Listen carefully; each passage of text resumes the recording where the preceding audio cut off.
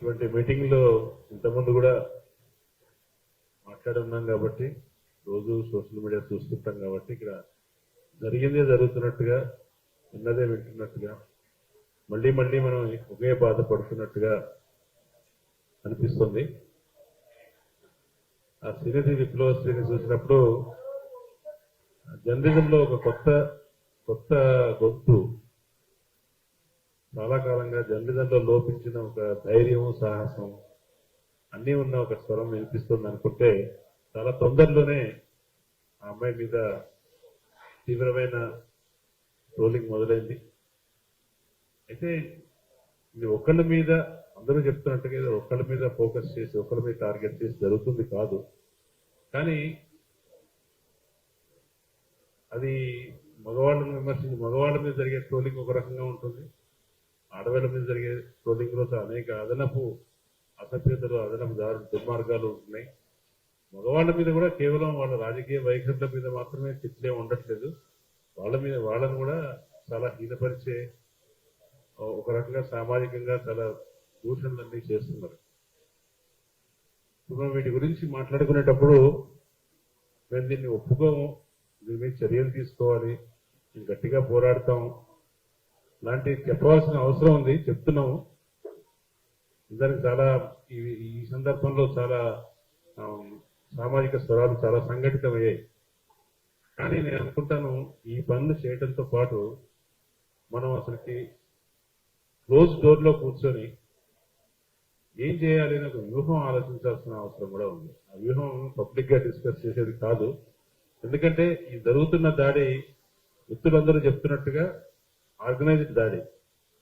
కానీ at the same time organisation network లో లేకుండా ఏ రాజకీయ అనుబంధం లేకుండా కూడా ఇట్లా మాట్లాడే వాళ్ళ సంఖ్య తక్కువేమీ లేదు.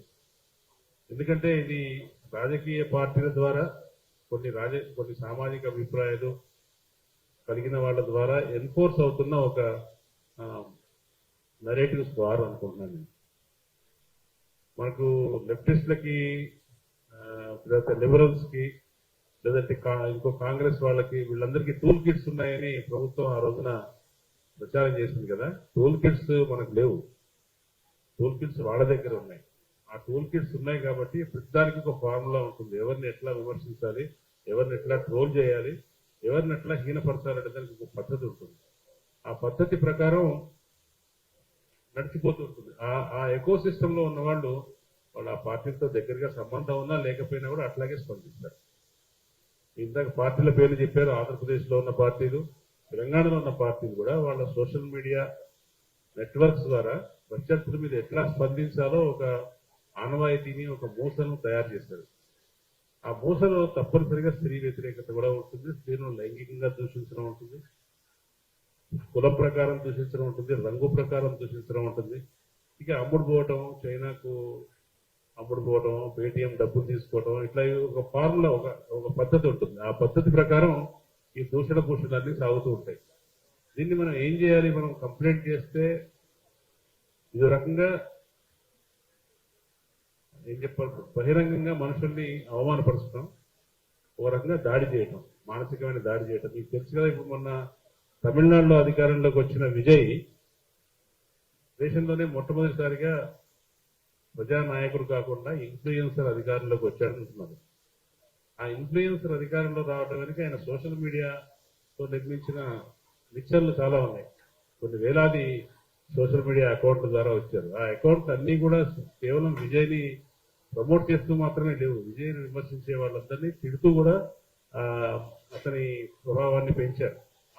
అటువంటి విజయ్ అభిమానుల వల్ల ట్రోలింగ్ గురైన ఒక అమ్మాయి తాను ఆ ట్రోలింగ్ వల్ల మనస్తాపంతో నేను గర్భస్రావం జరుగుతాను కానీ తర్వాత పబ్లిక్ ప్రెస్ కాన్ఫరెన్స్ పెట్టి చెప్పింది.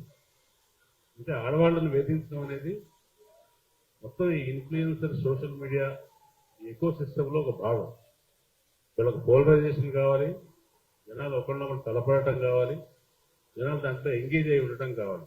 కాబట్టి మనల్ని తిట్టడం ద్వారా కేవలం మనల్ని బాధించడం ఒక్కటే కాదు వాళ్ళు ఆశిస్తుంది, మనల్ని తిట్టడం ద్వారా సమాజంలో మరింత పోలరైజేషన్. అంటే తాను ఎట్లా తిడుతున్నారో ఒక వ్యక్తిని, ఒక జర్నలిస్ట్నో ఒక కార్యకర్త, సామాజిక కార్యకర్తలు ఎట్లా తిడుతున్నారో మిగతా వాళ్ళు కూడా అట్లా తిట్టాలి, మీరు అట్లా స్పందించాలని వాళ్ళు ప్రేరేపిస్తారు.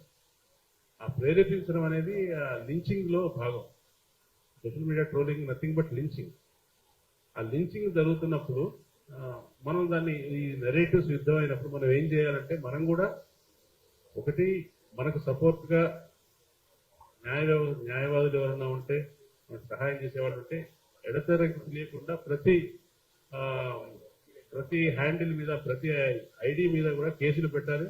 వాళ్ళని న్యాయస్థానంలో తీసుకోవాలి, పోలీసులు ఫాలో చేయాలి. తర్వాత ఇది సేమ్ టైం ఇందాక ఒక ఫ్రెండ్ చెప్పినట్టుగా ఎవరన్నా దూషించినప్పుడు దూషించడాన్ని ఇష్టపడిన వాళ్ళు, దాన్ని వ్యతిరేకించే వాళ్ళు, ఎందుకు ఇట్లా చేస్తున్నారు అనుకునే వాళ్ళందరూ కూడా దానికి కౌంటర్ గా వెంటనే దాన్ని మేము ఒప్పుకోవట్లేదు, నువ్వు ఇట్లా మాట్లాడద్దు చెప్పాలి.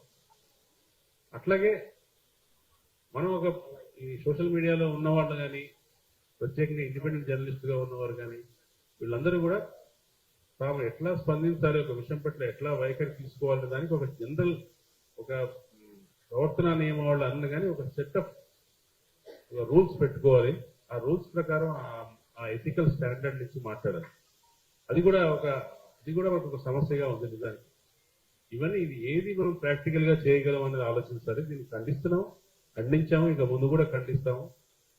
ఇది కొత్తగా వస్తున్న గొంతుల్ని, ఎగ్జిస్టింగ్ గా ఉన్న గొంతుల్ని ఊహించడానికి మాత్రమే కాదు, ఇది ప్రజల్లో సరైన అభిప్రాయాన్ని కలిగించడానికి, సరైన అభిప్రాయాల మీద వ్యతిరేకత కల్పించడానికి ఉద్దేశించింది. కాబట్టి ఇది larger sense it political war and social cultural war also. దీన్ని అందువల్ల వివిధ ప్రజా సంఘాలు, ప్రజల కోసం పనిచేస్తున్నాం అనుకునే వాళ్ళు, ప్రజల్లో వాళ్ళ అభిప్రాయాన్ని, వాళ్ళ ఆరోగ్యకరమైన అభిప్రాయాన్ని తీసుకెళ్దాం అనుకునే వాళ్ళు ఇది సమయుద్ధంగా కూడా భావించి ఒక కన్సర్టెడ్ అండ్ కోఆర్డినేటెడ్ ఎఫర్ట్ తోటి దీన్ని ఎట్లా ప్రియంప్ట్ చేయగలము, కనీసం ఎట్లా తగ్గించగలము అని ఆలోచిస్తే ఆ తగ్గుతున్న కొద్దీ మన వాయిస్ పెరుగుతుంది. మన వాయిస్ పెరిగినప్పుడు వాళ్ళు కొంచెం వెనక్కి తగ్గే అవకాశం ఉంటుంది. ఈ లోపల అట్లాగే ఈ దాడులన్నింటినీ ప్రత్యేకంగా పర్సూ చేసే ఒక ప్రజా కార్యకర్తలు అనేవాళ్ళు ఉండాలి. అట్లాగే సోషల్ మీడియాలో కూడా ప్రతి ఒక్కరు జరిగిన ఒక ట్రోల్ రాగానే, ఒక బూత్ రాగానే, ఒక తప్పుడు పని కనిపించగానే వెంటనే దాన్ని మేము అంగీకరించము అని చెప్పాలి. చాలా మంది అయితే ఎంత ఉదారంగా ఉంటారంటే వాళ్ళ ఫ్రెండ్స్ లిస్ట్ లో ఉన్న వాళ్ళు ట్రోల్ చేస్తున్నా కానీ వాళ్ళు కనీసం అన్ఫ్రెండ్ కూడా చేయరు, వాళ్ళతోనే కొనసాగుతూ ఉంటారు. అట్లా కనీసం అటువంటిది ఏదో దీన్ని ఒప్పుకోమని చెప్పాలి. ఒప్పుకోమని చెప్పడం విషయంలో దాన్ని ఉద్యమం తీసుకోవాల్సిన అవసరం ఉంది. ఆ ఉద్యమం అట్లా మనం ఒక ఐక్యతను, ఒక కోఆర్డినేషన్ తెచ్చుకుంటే ప్రభుత్వం మీద ఒత్తిడి తేవడం కూడా ఈజీ అవుతుంది.